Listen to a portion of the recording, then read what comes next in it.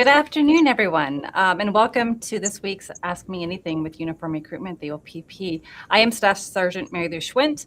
I am so privileged to be here today with you. I was trying to think of the last time I did an AMA, and I think it's been about a year or so. So I'm so glad they'd have me back. I love AMAs. I love interacting with the audience, answering your questions, and I am super happy to have a guest with me today. So this week, we are actually celebrating International Women's Day. And with respect to that, we wanted to speak with other women in the organization about the OPP, the careers, the opportunities with us. And so Staff Sergeant Shana Wickwear is here today to join us and to do that. Before we get to that, though, I do want to highlight in the background, we've been working on a lot of events for this week to honor women and to recognize women. So across the regions, we have so many fantastic opportunities this weekend for people interested or women interested in the career of policing to meet our recruiters and coming out to our live events, our shuttle runs. Some information sessions are happening. Tonight, actually, the PWHL has a game going on in Ottawa. And so OPP will be on site at the Arena Center at TD Place in Ottawa. The Chargers Ottawa Charge are taking on Seattle Torrent. And this game actually honors an Indigenous female hockey player, Ellie Panas, and she's being honored tonight for her contributions to hockey. So we are so honored. Uniform Recruitment will be there. We'll have a booth set up outside of TD Arena, and we'll have recruiters on site. And I think some of the recruiters are actually even get to watch the game as well. So if you get a chance, head out to Ottawa, get some tickets, go see that event, or even just come outside the stadium where we will be set up with our booth as well. So if I haven't met with you before in person or at one of these AMAs, Staff Sergeant Mary Lou Schwint, I've been in uniform recruitment for a few years now. Absolutely love my job. I have such a privilege of meeting so many potential candidates and recruits as they go through the process. We do the hiring for constables, for auxiliary officers, and we also do experienced officers as well. So it's an incredible job. It's quite an honor to look at this next generation coming into our organization and being part of that. But today, like I said, I wanted to introduce all of you to Staff Sergeant Shana Wickwear. Shana, I'm going to turn it over to you. I'd like to start, just give me a little bit of an introduction about yourself, your background, and where you are today with your career. Yeah, absolutely. Good afternoon, everyone. I really am honored to be here and that I was asked to be here for this special episode. And thank you, Mary Lou, for having me. So my name is Shana Wickwear. I am a Staff Sergeant with the Ontario Provincial Police. Again, I'm really excited to be here and spend some time with you today talking about women in policing and what a career in the OPP might look like. Every career is going to look very differently. I'm going to walk you through what mine has looked like so far. And I'm here today because I believe deeply in this profession and in the value that women bring to policing. I'm looking forward to sharing my experiences with you, answering any questions you have. I'll be as open as possible and hopefully helping you see what's possible for yourself in a career with policing and hopefully with the Ontario Provincial Police. So I personally knew early on that I wanted to be a police officer. I wanted to make a difference in people's lives. So even in high school, I was drawn to policing. Combined problem solving, teamwork, leadership, all things that I was really drawn to. And the chance to help people on their hardest days, but also on some of their happiest days. So my parents actually have a little drawing that I made in kindergarten, and it was the token, what do I want to be when I grow up? And I drew a picture of a policewoman. I don't know where that idea came from. I don't know if there was some kind of job fair at that time, but I still have that and it stuck with me. So as I grew up, definitely there was some ebbs and flows of if I wanted to continue with policing, but I clearly I came back to policing. Um, my journey, um, yeah, my journey with the organization started very young. I'm from a small town, Huntsville, Ontario. So the only policing that I ever knew was Ontario Provincial Police. That's the only organization I ever knew and I ever thought about. So actually, in high school, I was a co-op student. So I had the opportunity to work out of Huntsville OPP detachment as a co-op student. And that's sort of where I started. From there, I continued on. I was a Marine student in Bracebridge Detachment. I also served as an auxiliary in Muskoka.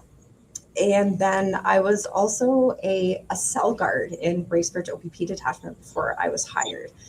So I have a lot of different experiences, including the volunteer aspect of policing as an auxiliary, which was an extremely rewarding experience, um, especially for someone who is looking to get into policing.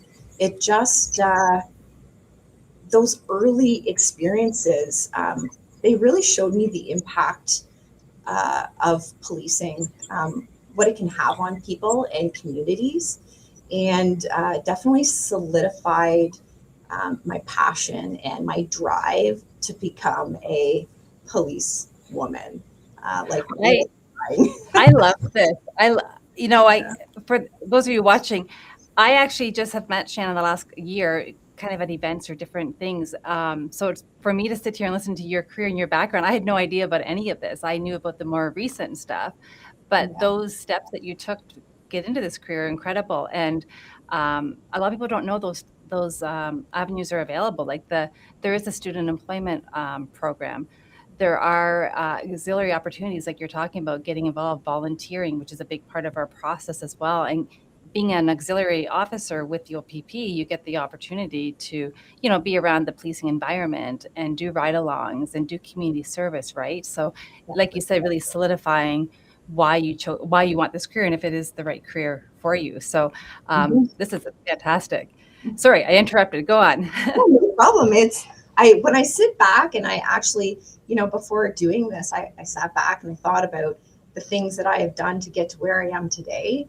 And the list grew even before I was hired. So there are definitely so many opportunities out there to really make sure that you're going the direction that you want to go. And I can't say enough amazing things about auxiliary. It was just a really great experience, and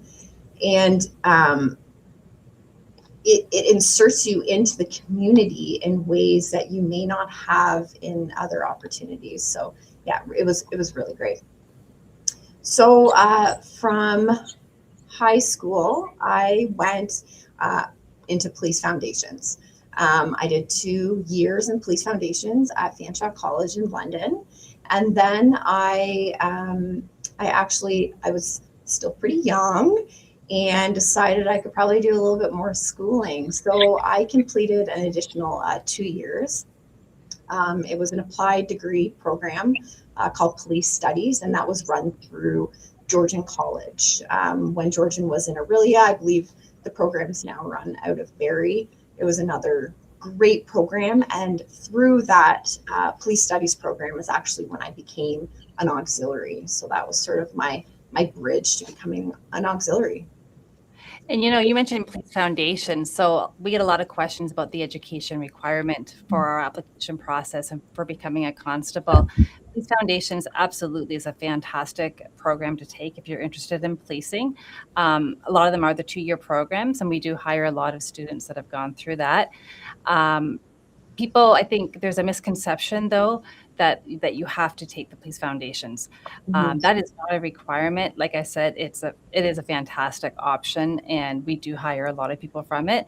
But generally, with our education as well, we're looking at our candidates' ability to learn. So don't be discouraged if police foundations isn't in your history, that you haven't done that or something. we are looking throughout your application process when you apply to us is what is your ability to learn? Because we are going to send you to the Ontario Police College, where you are required to pass with a 75% in each subject or higher. And so we need to know that going into that you do have that ability to learn. So that can be done through other programs as well, through university, college, trades.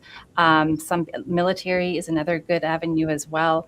All of that is in the background stage, what we will be looking at to see how you learn and if you are going to be successful at the Ontario Police College.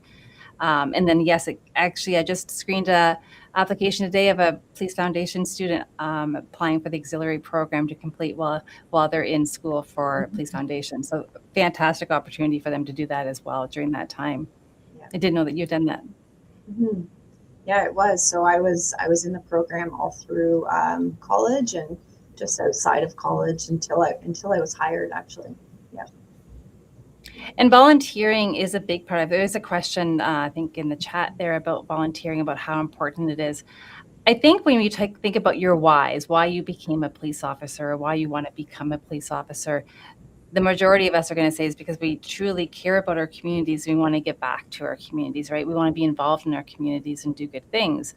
And being a police officer, we get those opportunities. So I know for us in recruitment, if I'm looking at your application and how competitive you are, and you're telling me that, this is because I care about my community, this is why I want to be a police officer, but I see no community service in your past, I kind of wonder, what's going on here. Like, I would think I would see a little bit of giving back to your community. So to answer the question, community service is important. We do look at it through the process. It is one of the areas of assessment. But I also understand that at different stages of your life, you have that ability to give a little bit more, a little bit less. When you're in school full time and you're working to put yourself through school, there are times that you just don't have extra hours in the day or the week to give back. But then there's other times I know where, your load's a little bit lighter. That's the times that we look at, okay, so what are you doing with your spare time then? How are you preparing to enter this policing world? So I love that you did the auxiliary. I'm sure that was quite the course load you were doing then, plus auxiliary. And I don't know if you were working at the same time, but that is a lot. Yeah, I was serving as a bartender at the time. I was doing auxiliary, and I was going through college. So I was able to juggle that. I was extremely focused and driven at that time. I also didn't have a family at that time, so I was by myself, and I had the time and ability to do it.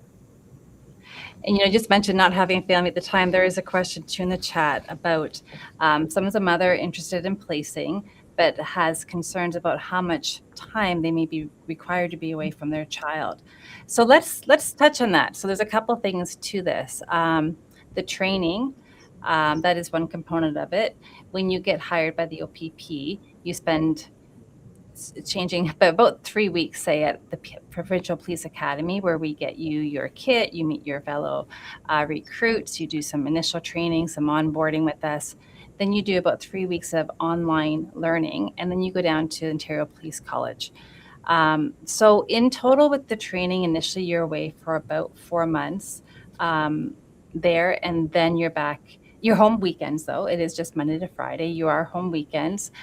But then when you're back and you're at your detachment as a recruit, let's talk about the shift schedule and how you balance that, Shana. I know like most detachments do the 12 hours shifts, 5 on, the 5-4 schedule. Tell me about how you balance that as a mother and as a police officer. Sure. Yeah. Well, I'll back up, and I'll go back, and I'll take you through the rest of my career. So I was hired in 2010, and I was posted back to my hometown in Huntsville, Ontario. So that's where I started my career, and I started. I was very operational for the first about half of my career. At that time, I didn't have children yet. I did have a spouse who is also a member of the Ontario Provincial Police. So he's a police officer as well. And we sort of worked our way through different positions. I had the privilege of working as I was a detective in the community street crime unit. One of the more rewarding spots that I've been in, and like have a very um, fond spot for. I really loved it there. And I then had the opportunity to do some acting time. And at that point in my career, that's when I had started having children. So I currently have two boys, 9 and 11. So my husband and I are very, very busy with that juggle. Um, and it was difficult, but also manageable. So I also have family that was close, that was able to help. So when I was in, for instance, when I was in street crime, my husband, he's on the tactical rescue unit. So he, we would sometimes both get called out at the same time. So it'd be like the middle of the night, and both of us would have to go, and I would have family come in. So I would say leaning on family is a way that we managed the two of us. Um, but yeah, it's definitely managing your time. And it's Yeah. Yeah, similar to you, when I came on, I didn't have a family. This is a second career for me, so I started a little bit later. And then I had my daughter, and I actually had my daughter on my own. So I've been a single parent in policing. And when you talk about getting calls in the middle of the night, I understand that. Like, I remember dropping off my 2-year-old many times at my parents', midnight, 1 o'clock in the morning, because I was called out for a call.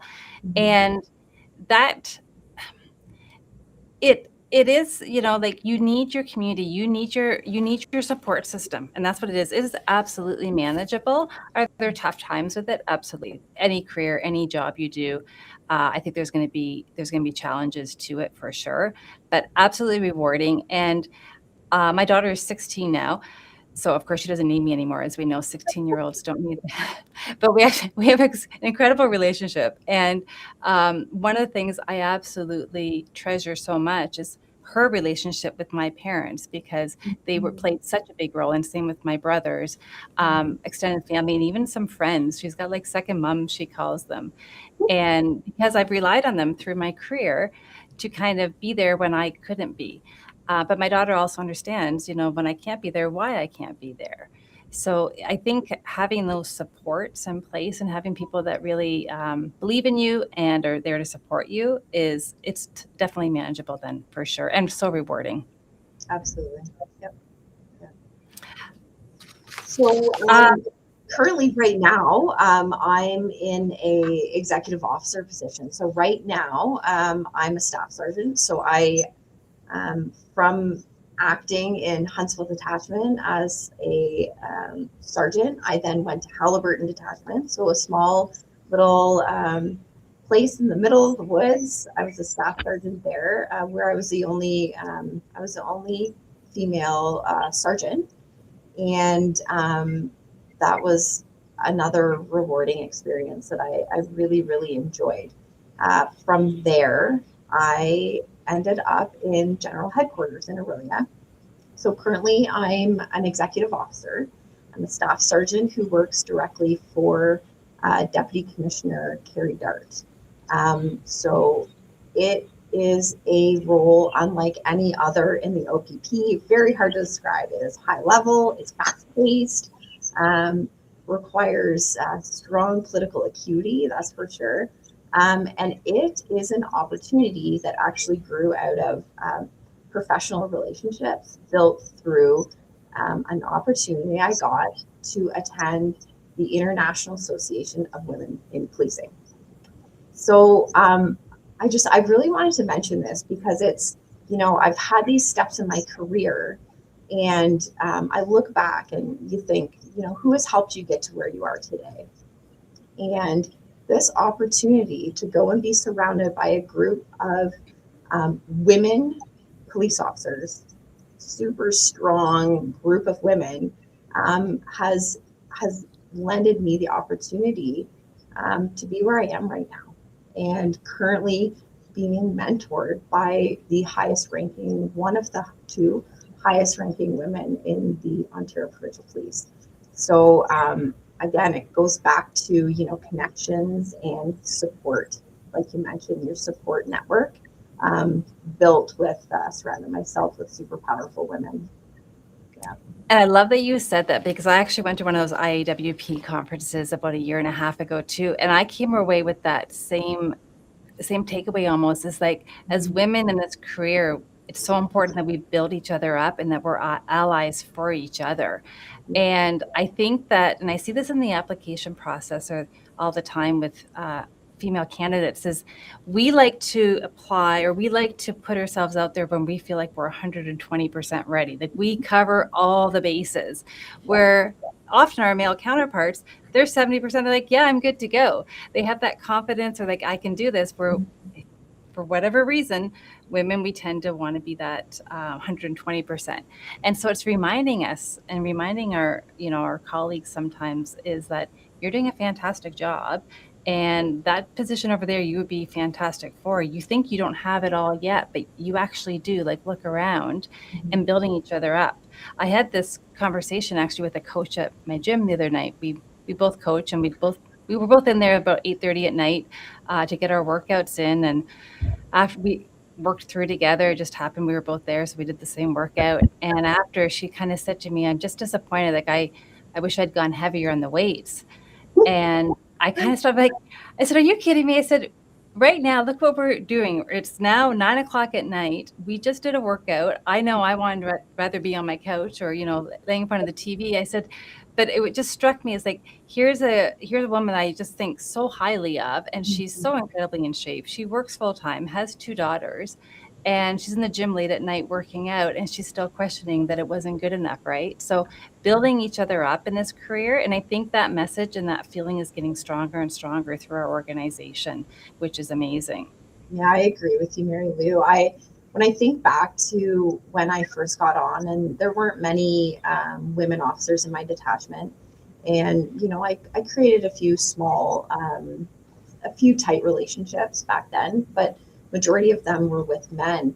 And you know, I'm going to be honest, when there aren't a lot of women around, it's almost like we compete. We seem to compete against each other. And just through my own growth, you know, in my career, but I just also as a person, and IWP was definitely a big motivator in that.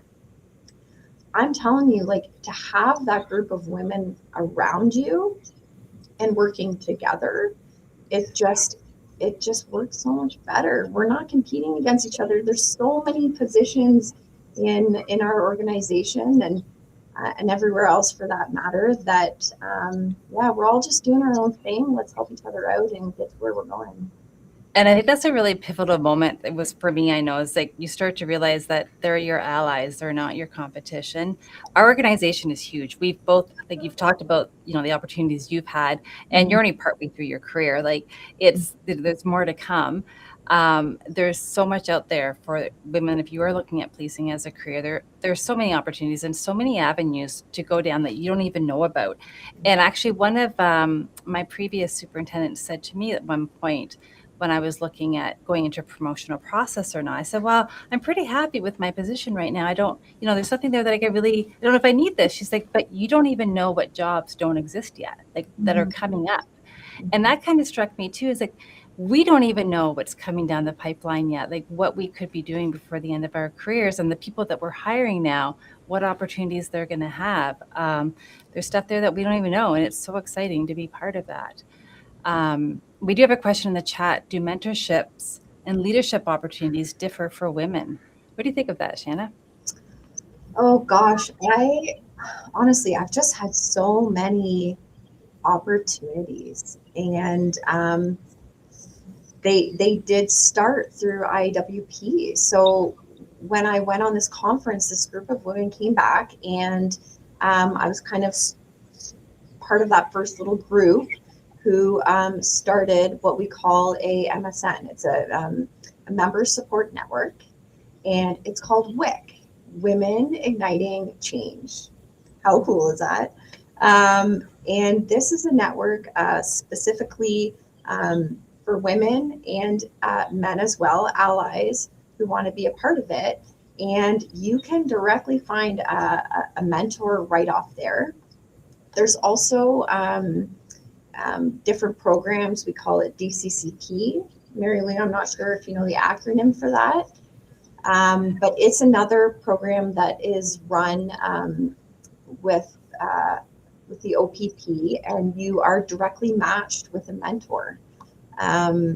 It's the opportunities to be mentored are, in my opinion and what I have seen, endless.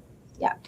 If you're open to it and you put yourself out there, absolutely. And that's something else that I learned early on in the career. And I always tell the recruits coming on, or I'm talking to potential candidates, never say no to a course, and Yes. never say no to trying something new in the job. Mm-hmm. I think a lot of people come into the job, and when we're interviewing them, we often hear, well, I want to be a canine officer, or I want to be on True, which is fantastic, all those great positions that are highlighted.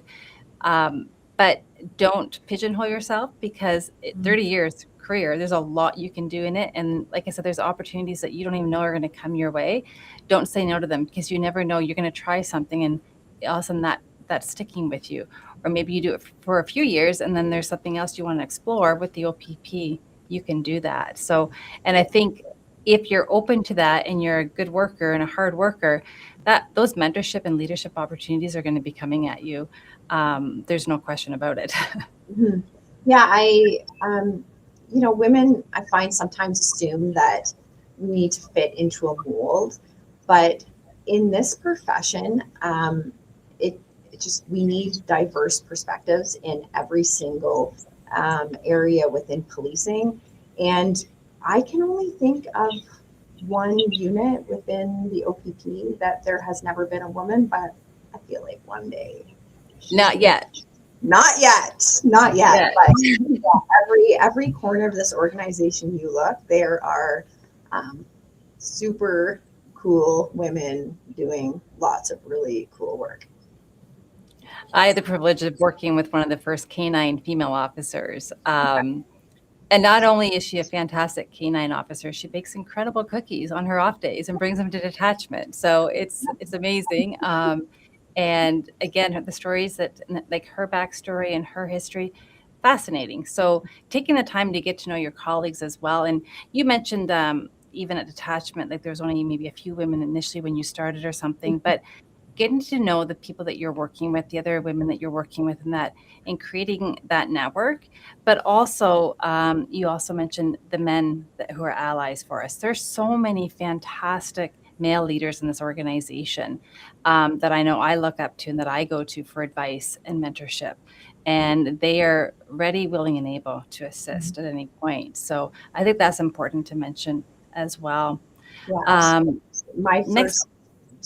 first couple mentors were men, and again, I'm likely where I am today because of that mentorship. And I'm privileged now to have women to look up to, but back in the day, I didn't necessarily have a lot of women surrounding me, and it was men who were lifting me and pushing me forward. So One of the questions here, what parts of yourself do you feel most seen for as a woman in policing, and what caused you to pursue a career as a police officer as a woman? So I guess, yeah, what parts of yourself do you feel most seen for as a woman in policing?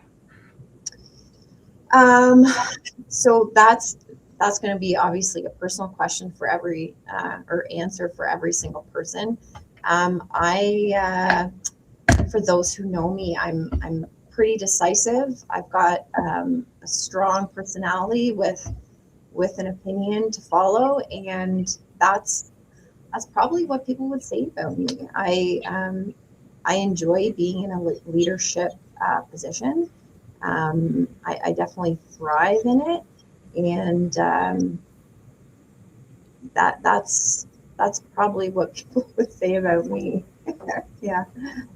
And the second of that, what caused you to pursue a career as a police officer as a woman? I know for me, I wanted to work with victims of crime. I wanted to help them through, like literally, I know it's cheesy to say, but help them through their worst day. Mm. And whether it be victims of intimate partner violence or children who have been, abused in some way, that was what motivated me. And I was able to do that for several years as a detective constable. Um, and really not an easy job by any means, but Oh, when you can be there, when you can help somebody through it and kind of show them the pathway through and show them that there's somebody there that's on their side and advocating for them, it is incredibly rewarding. So I know for myself, that's kind of, like I said, second career. I did about 10 years in the automotive business and then started policing when I was 30, and that was kind of what was prompting me to come over to the policing area. yeah. Thanks for sharing that. Yeah. There's definitely spots where I find women do excel in. Not necessarily speaking about myself, but I've looked up to a lot of women who have excelled in certain positions, specifically what you're talking about, in positions where they can directly connect um, with the community, with, for instance, women in crisis, and really make a huge difference in people's lives. Yeah. So we've got some recruitment questions here I'm going to grab. Talking about posting selections and where you get posted. This is a common concern and a common question we get throughout the process. So the way it works with the OPP, obviously we're a provincial organization and we have operational demands across the province. But during your application process with us, we have you list your top 6 posting locations that you would want to go to. And when you do that, we expect that you put in some research to it, choosing them based on, whatever is important to you and the decision makers in your family. I know a lot of people probably put a point on the map where they live and draw a radius around it and they choose their 6 according to that. And I understand there are some situations where you can't move. Like, we know there's a lot of dual income houses now. So your partner is working or your kids are in school or your family support is there, whatever it might be. But that is why we ask you to put that research into your detachment postings, know why you're choosing them. And then during the process, the recruiter is going to be talking to you about those top 6 postings, understanding what your reasons are for that. If you move to the background phase, you're going to go through that again with your background investigator, who again will revisit those posting selections with you to see, why you're choosing them. And often we can give you some other insight into, once we understand your reasonings, we can actually help guide as well a little bit. So if there's other opportunities that we see for you that might fit your criteria, we can present those to you as well. But then ultimately what happens is we do our best to place people where they want to be. Keeping in mind, of course, that operationally we do have demands across the organization. So there are sessions that we put on focusing on Northwest and Northeast postings, and the benefits of going up north, training opportunities. The list is endless. If you're in the process, you really should attend one of those sessions. But then ultimately, we'll try to place you where you're going to be successful. So I can't guarantee you that, yes, you're going to get one of your top 1, 2, or 3, that there's no guarantees as you go through the process, but we definitely do a very good job of posting people where they're going to be successful and where will meet their family and their personal needs. Another question, what misconceptions about women in policing would you like to debunk? Hmm. That's a good one. Is a good one.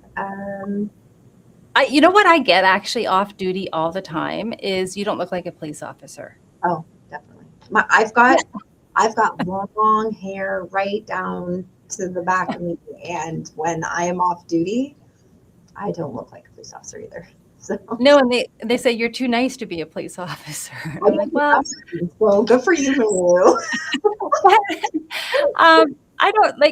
I don't think we're not mean people. Police officers aren't mean people. We have to sometimes, bring people back into line when they've stepped out of line, but I don't think that's being mean. And I guess generally in my personal life, I will do the same thing. But yeah, I think I'm generally a positive person, I think, overall. So Yeah, I find that funny that when people say like you're too nice to be a police officer or you don't look like a police officer, um, they need to come to our grads and come out, to us and see us operationally. We all look different. Like, Me too. Yeah. Yeah, there's going to be lots of misconceptions about women in policing. Not all of us are lovey-dovey and belong in positions where we're directly, say, dealing with children or the elderly. Some of us thrive better in other areas where we're canine and we're chasing a dog through a bush, right? So, right. And um, we need all those differences. We need those different skills and personality traits. yeah, women are just as physically capable as men in this career, and that shows with the positions that we have filled in the OPP. Um, Yeah. yeah, it's not women are not just taking up roles of soft skills. We're detectives, we're canine, we're ERT. We're in every corner of this organization. Yeah. I completely agree. Mhm. Um, Someone asked in here, how long is the recruitment process? So it varies. A lot of it can vary on when you submit your application. Is it a complete application that we can, immediately start processing it, or are there missing documentation to it? Are there forms that weren't signed? That type of thing. But I would say on average, we're about 3 to 4 months. Probably about 4 months, people can get through the process start to finish. So we are continuously accepting applications. We're continuously processing them. We have 4 classes a year. So literally every 3 months, we're filling another class. Our recruit classes are large. We're averaging about 115 recruits each class right now. So we are a very busy unit in uniform recruitment. My recruiters do fantastic work. The entire team does amazing work. Mhm. But you can make our jobs easier and your process easier if when you apply, you ensure your application is complete and that you have all those required documents. We provide all kinds of information online. There's Reach videos you can watch that give you a lot of tips as to the application process and the hiring process. And there's frequently asked question pages. There's information on our portal out there. So make sure you're reading everything, because the more complete your application is, the smoother that journey will be for you, for sure. Here's a good question. What keeps you motivated on difficult days? That's gonna be my family. Yeah, yeah, yeah. Always, always, and forever is gonna be my family. My two little boys at home, when I've come through the door after a difficult day at work, they look at me like I'm a rock star, and it is rewarding to be able to stand there beside my husband too and be like, yeah, mom's a police officer too. Like your mom's pretty cool, okay? Yeah, And that really does motivate me. My children, my husband, my family, um, and this organization means a lot to me and has done a lot for me. And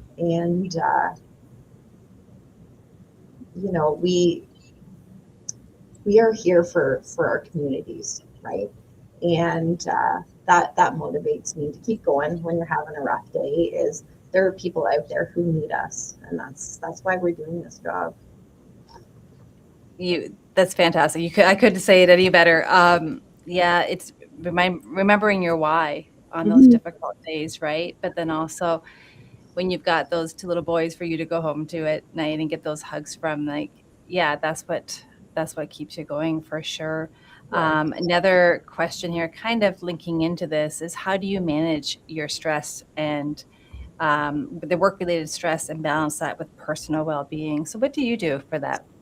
Yeah, that this is a good one, and it is very important, and it's something that you should probably start thinking about even before you get into policing, and that's going to be like taking care of yourself, taking care of you, physically, um, and emotionally. I think that's a big deal.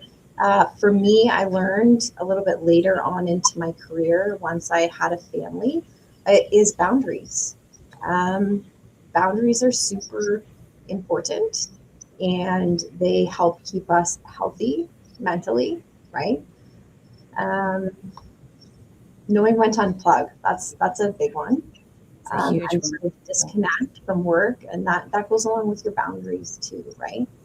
Um, and then for me, it's knowing your priorities.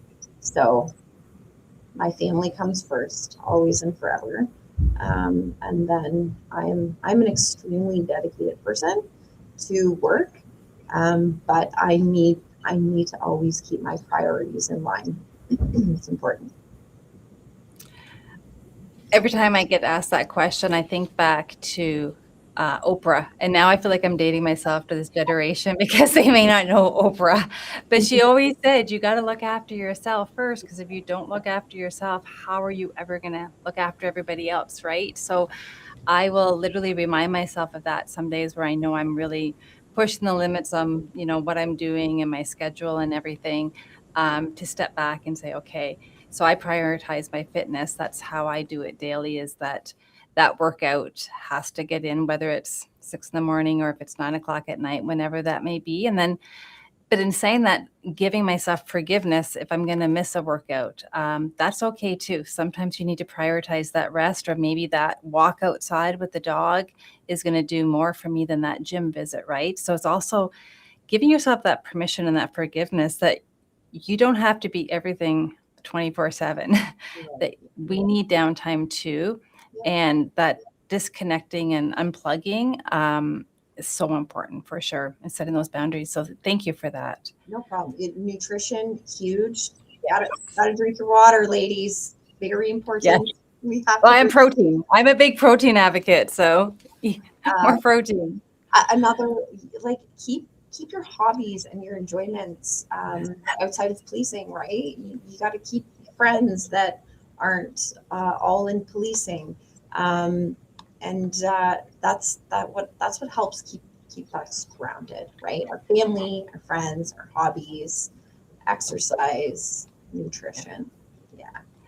And that's actually, here's the next question. If you could go back in time, what is one thing you would tell yourself when you were a new recruit?